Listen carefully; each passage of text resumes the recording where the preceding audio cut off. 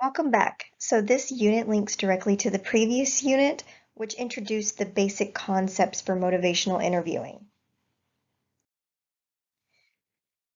So at the end of this unit, you're going to be able to have a good understanding of the basic principles of motivational interviewing, understand the steps in the motivational interviewing intervention session, have had an opportunity to practice any motivational interviewing skills in some role plays, and have really learned how to apply motivational interviewing approaches in counseling services. In employing motivational interviewing techniques, it's critical to be empathetic, to show your concern. People are going to feel more confident about disclosing personal information and more confident talking to you about what's happening in their lives if you show concern. You may also need to assist your client to move from contemplating change to changing their behaviors. And as we discussed in the previous units, a person who is contemplating behavior change will say to themselves, there's some things that I like about taking drugs, but there's also some problems associated with my drug taking. And this is what we call ambivalence. These people are ambivalent about their change. And good counselors help their clients to recognize the discrepancy between what their clients are currently doing and what their clients would like to do. And in addition, if a person feels more confident about the change that they're seeking, they're going to feel more enthusiastic about making that change. So as counselors, we need to assist the clients to develop self-motivation and the confidence to proceed with change. Now, some of our clients are going to be resistant to changing those behaviors, and they may lack confidence in their ability and therefore lack motivation. So one way to deal with this resistance is to avoid confrontation entirely. Roll with the resistance. It's not effective to insist that they change or to confront them with questions like, "Are you crazy? Why are you doing that?" So the more you try to force behavior change on your clients, the more they're likely to resist it. In my What is Addiction Counseling course, you can find different counseling skills that we can use, including open-ended questions, reflective listening, affirmations, and summarization of what clients have said. And these are all ways to kind of slow things down to really help the clients think about what they're doing and whether or not they really want to continue doing it. And when combined, these skills can help to initiate discussions about change with your client. And you can also refer to handout 4.2-1, the 5 key principles of motivational interviewing, for more information on those motivational interviewing techniques. And that's found in this lesson.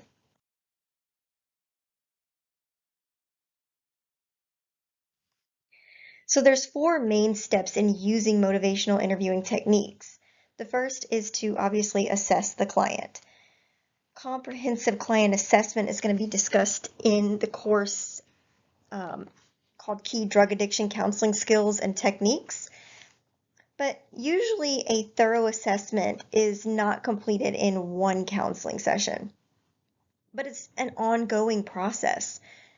So for the purpose of using motivational interviewing techniques to elicit change, it might be useful to conduct that preliminary assessment to kind of provide you with a direction on where you need to proceed with your motivational interviewing interventions. Step 2 is going to be to explore the good and the not so good things about the client's current behaviors. And clients usually expect you to ask them about the bad things associated with their drug use. And they do not expect you to show interest in knowing about the things that they enjoy about drug use. So why should a counselor be interested in knowing what their clients enjoy about using drugs or drinking?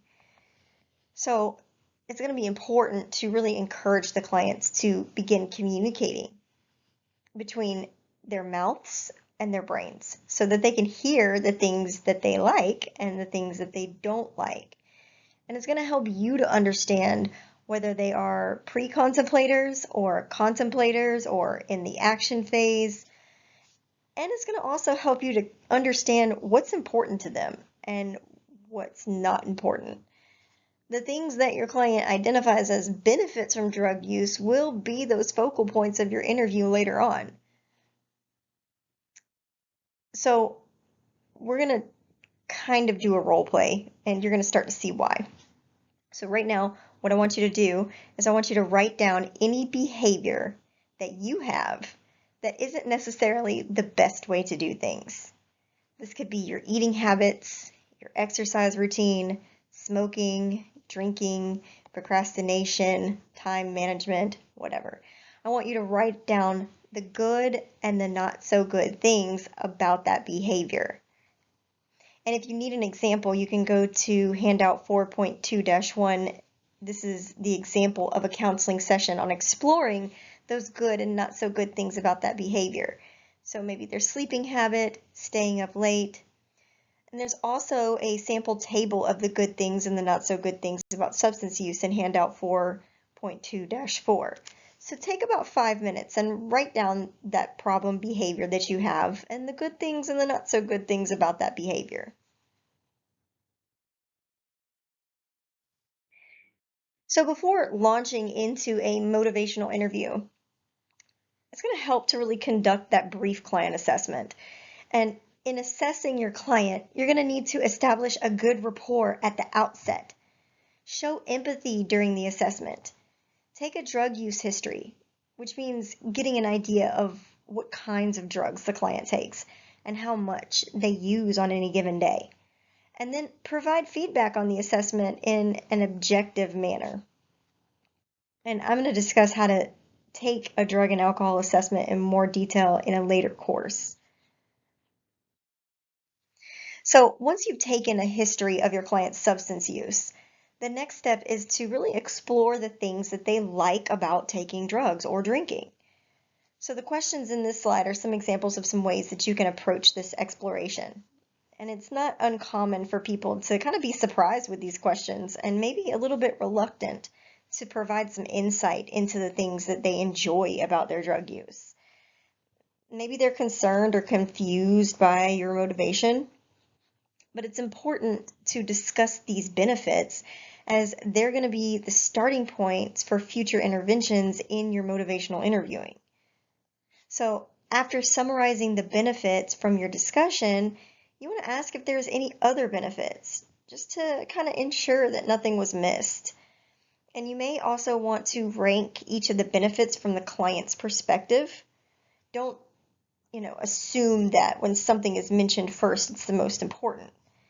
And you can ask questions like, which of these benefits is the most important to you and which is the least? You also want to ensure that you give praise and support your client's attempt to change.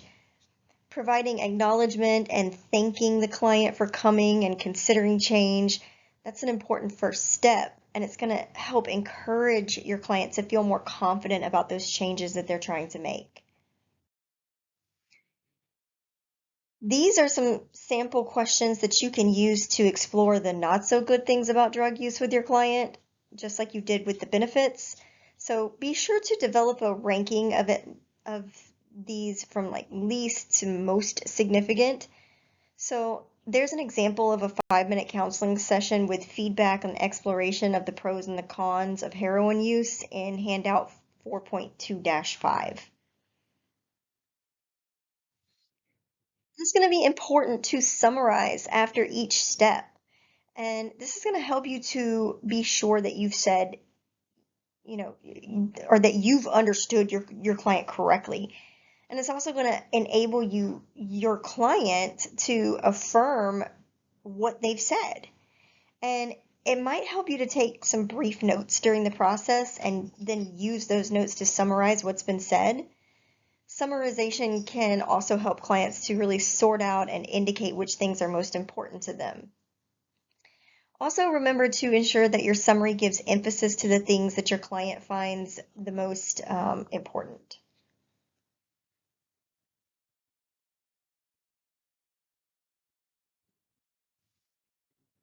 So the main purpose of summarizing the costs and the benefits of your client's drug use is to help them weigh the costs and the benefits to determine how to make a decision. So by nature of their coming to you for counseling, your client may have already begun to realize that they want to make a change in their lives, but they may still be ambivalent. So this summarization and prioritization process is going to help them move from their ambivalence. And remember, whether or not they take action has to be their own choice. An alternate way of helping clients to make a decision about change is by using a decision matrix. So the decision matrix helps you to weigh the benefits and the costs of any given behavior by scoring them and then comparing the scores. You can change the parameters to suit your client's situation. So you want to ask your client something like filling in the boxes with various benefits and costs in the short term and the long term. And then you'll ask your client to score each on a scale of 1 to 10 based on their relative importance. So the higher the score means the greater importance.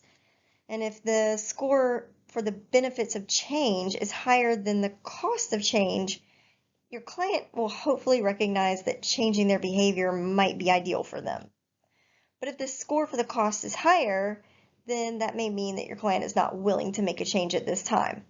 So an example of this would be the benefits of changing might be my health will improve, I'll save more money, my family will respect me more, I might fix some of the relationships in my family, and so on. And then the client would say, well, how important is each one of these to me? Well, my health is pretty important to me, so I'm probably going to mark that as a 7. But repairing some of the relationships with my family members, that's going to be a 10. And so I'm going to add up all the numbers of those various weightings in that one particular box. And then I'm going to look at the costs of changing. I might have to get some new friends. I'll have to find a new way to cope. I'll have to find new ways to spend my free time. And then I'll weigh those out. Well, finding new friends, that's going to be difficult because I'm going to miss some of my old friends. So that's going to be important to me, but it's about a 6. And then, finding new ways to cope. I have some ways to cope, but I'll have to find new ones, so I'll put that as a 5. And then, you know, finding new ways to spend my free time, it's not really that important to me. I can figure it out, so I'm going to put a 3 there. And then I'm going to add that score up, and then I'm going to look at which scores more. So here's an example of a filled-in decision matrix that weighs the costs and the benefits of getting drunk on alcohol. So from this example, it's clear that the costs outweigh the benefits. A client with this decision matrix might decide that the cost of their drinking is too high, and they may choose to reduce or stop consuming alcohol. So as you can see, the benefits, it's going to help me relax, it's a 6. I enjoy drinking with my friends, it's a 7. Forgetting my problems, it's a 4. So my score is going to be a 17 in this one. And then the cost, I could lose my family, it's going to be an 8. A bad example for my children would be an 8. Damaging my health would be a 3. Spending too much money is a 3. Impairing my mental ability, that's a 3. I might lose my job, that's a 5. And I'm wasting my time or my life, that's a 2. And so I can see here that the cost way outweigh the benefits of using. So the example I gave you before was the costs and benefits of changing. This is the costs and benefits of using. And I typically will have my clients do both. What are the costs and benefits of staying the same and continuing to use? And then I have them fill out one that's what are the costs and benefits of changing my behavior? And I want them to kind of see that the cons for using are going to outweigh the pros, and then hopefully, and then the pros for changing are going to outweigh or they're going to be high. And so it's going to indicate that the client is ready to change. If the cons for using way more and the pros for changing way more, that's going to indicate that the client is potentially ready to change. So this example below here or on the slide weighs the costs and the benefits of exercising daily in the morning.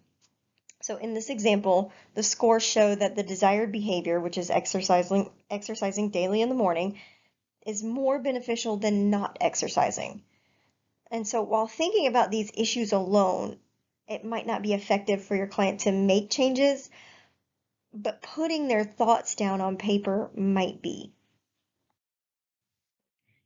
Generally, you should set a limit on any further input at this stage. Clients might be suffering from both information and emotional overload. So at this point, ideally, they should know what is the best course for them to take. This is not the time really to discuss the how component of any decision making. So if concern about the how arises in your conversation, just simply reassure the client that they've made really great strides in making a decision to change. And you're going to get to the how one step at a time. So right after your client decides to make the change, you need to take advantage of the momentum to set some goals. And this is going to ensure that some action is going to be undertaken after the counseling session. So we want to remember SMART goal setting: specific, measurable, attainable, realistic, and time-bound. Initially, the steps are going to be small, and goal setting is required to translate a decision into action. Goal setting techniques will be discussed in more detail later, but remember that gaining commitment for change is important.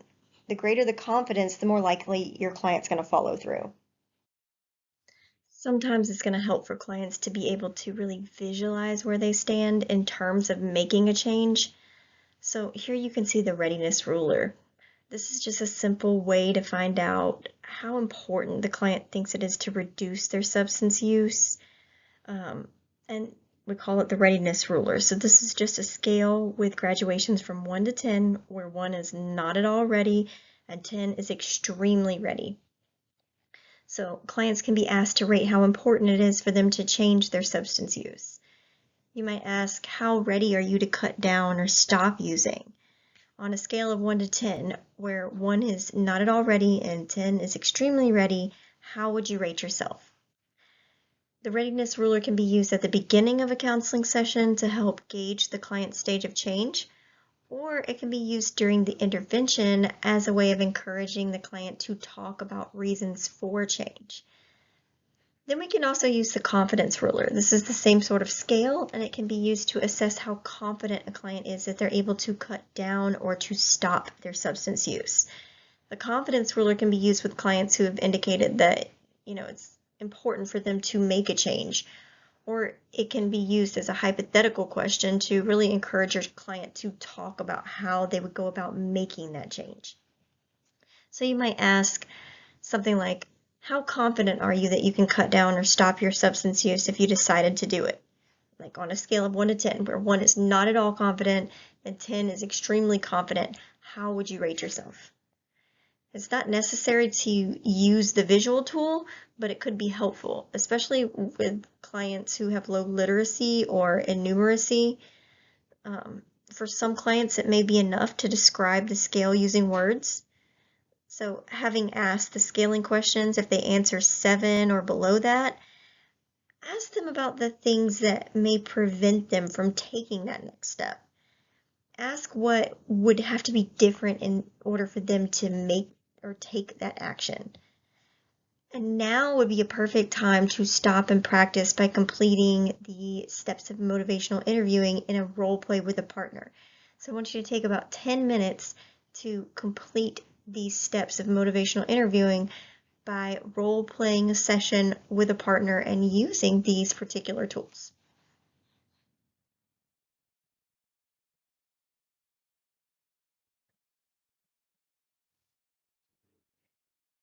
You can also use the frames approach. So the frames approach can be used to ensure that critical elements are included during a motivational interview. FRAMES is obviously an acronym, and it stands for feedback, responsibility, advice, menu of alternative change strategies, empathy, and self-efficacy. So when we talk about feedback, the provision of relevant personal feedback is going to be critical in individual drug counseling. And it generally it follows a thorough assessment of drug use and the related problems surrounding that.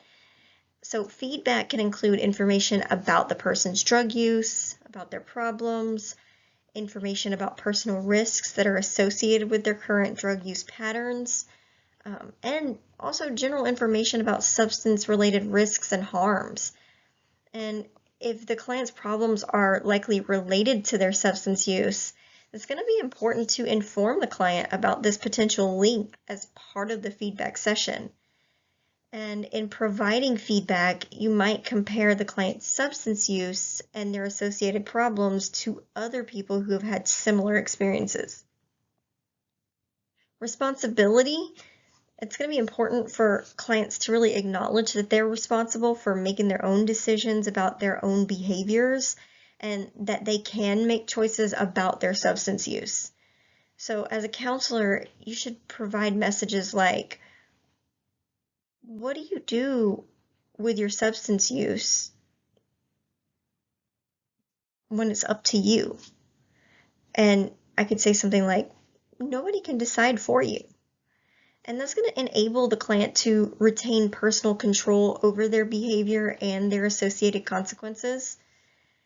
Clients who have this sense of control are going to be more motivated to make changes and are going to be less resistant to the change.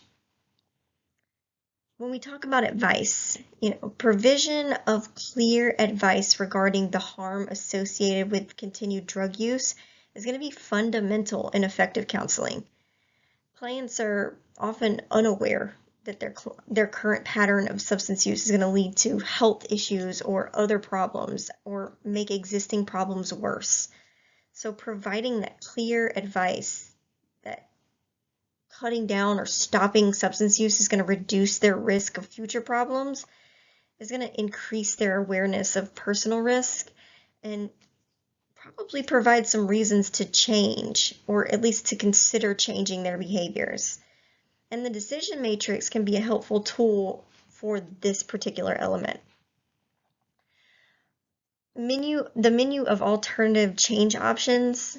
Effective interventions provide clients with a range of alternative strategies to cut down or stop their substance use. And this allows clients to choose the strategies that are most suitable for their situations and that they feel are going to be most helpful. Providing choices really reinforces the client's sense of control, their sense of responsibility, and their motivation for making changes. Ideally, the client's choices are going to be linked to their stage of change. So you might want to assist clients to choose and conduct one or more of these things, like keeping a diary of substance use, like when, where, how much, with whom are they using, and why. And then you can help clients to prepare substance use guidelines for themselves. Identify some high-risk situations and strategies to avoid those. Identify other activities instead of drug use, like hobbies, sports, gyms, clubs, etc. We want to encourage clients to identify people who could provide support for the changes that they want to make. We can provide information about other self-help resources and written information. We can also encourage the clients to put aside any money. This would be money that they would normally spend on substances or something else.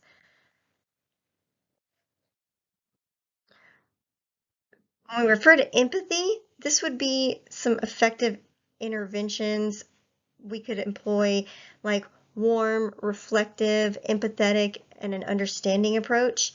These qualities are really going to ensure that the clients feel comfortable, they feel welcome. And this is also going to increase the likelihood that clients are going to remain in counseling and treatment. Therefore, it's going to increase positive counseling and treatment outcomes. And when we talk about self-efficacy, we're talking about confidence. It's going to be critical to really help build the client's confidence that they're able to make changes to their substance use. People who believe that they're able to make changes are much more likely to do so than those who feel powerless or helpless. Counselors should really assist to the clients to make self-efficacy statements. They're more likely to believe what they hear themselves saying rather than what they're hearing someone else tell them. And when clients don't want to change their behavior, they're going to show resistance through these kinds of behaviors. They may argue with you or disagree with what you say. And when you're trying to say something, they may interrupt you because they don't want to hear your words. And they may tell you that their problems have nothing to do with their drug use. Or they may completely ignore their problems as if they don't exist. And lastly, they may choose not to talk to you or come to you anymore. And this is what we call denial. And this would be in the pre-contemplation stage. And there's a lot of methods for responding to resistance that can really help to reduce it. They include rolling with resistance, shifting the focus, reframing, emphasizing personal choice and control, and stopping providing solutions.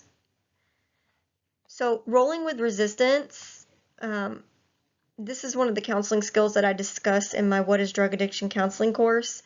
But counselors face resistance when clients argue or they interrupt or they negate the counselor's suggestions. So it's going to be important not to strengthen the resistance by continuing to disagree. Rolling with resistance means not confronting the client's position. So there's a variety of techniques that we can use. So for example, you might say, you don't appear to be ready to change your behavior at the moment.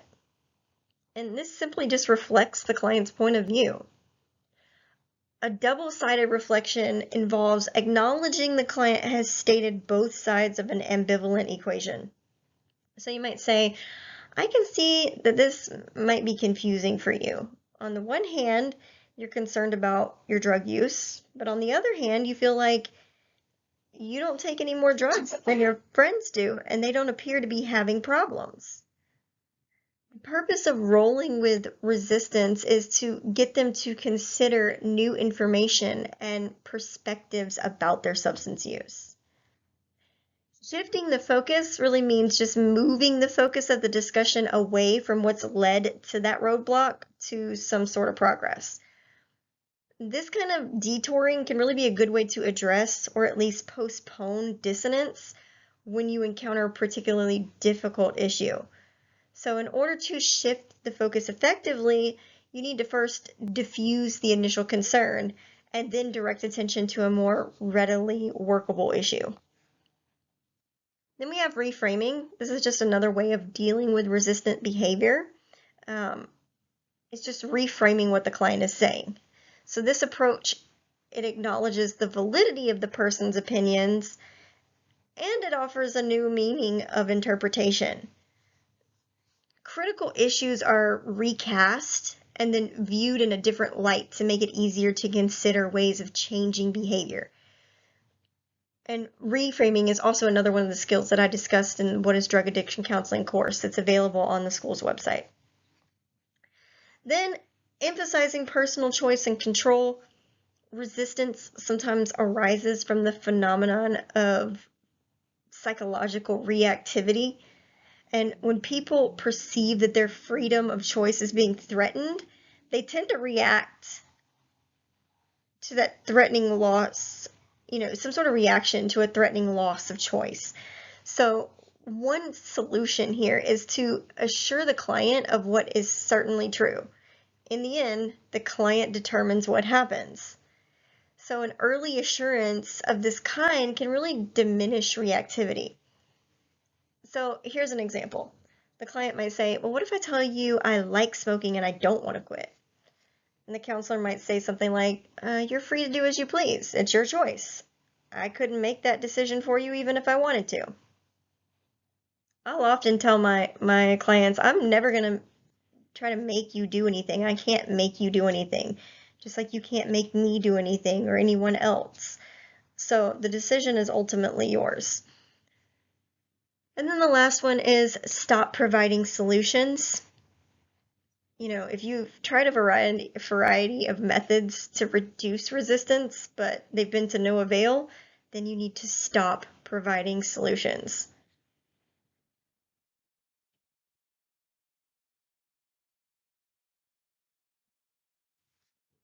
And if the client decides to make no decision now, it's going to be important to accept the client's decision, no matter how badly you might want them to change. You need to empathize with the client's difficulty in feeling ambivalent. You might want to ask your client if they have a plan to manage the consequences of not making a decision. And you might also ask your client if there's something that they need to actually make that decision, like more time or more information or more support. However, you want to make sure that you always leave your door open. In summary, it seems that at the moment you don't want to change this behavior, but if you want to talk about it further at some stage, or if you decide that it's starting to cause you some problems, please feel free to come see me again and we can discuss this further. And just leave that door open for them.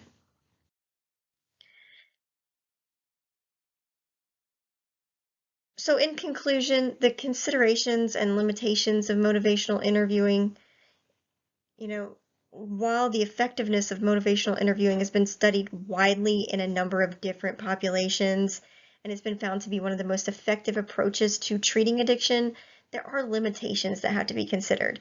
First, motivational interviewing should not be thought of as a panacea for the comprehensive treatment of addiction.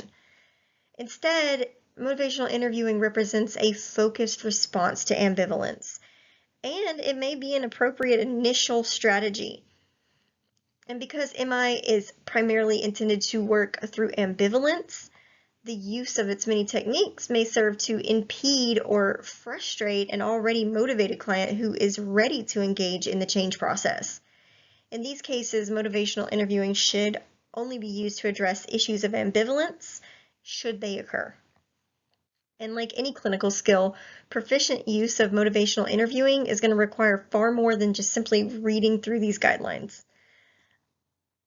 Motivational interviewing should be thought of not as a programmed point-by-point treatment approach, but rather as this flexible style of clinical interaction. We want to look at it as like the spirit of the interaction, not necessarily as a technique. And as a result, the acquisition of proficient motivational interviewing skills is going to require both extended study and practice. So there are more resources in the lesson that should serve as useful references in your effort to become more skilled in both the science and the art of motivational interviewing.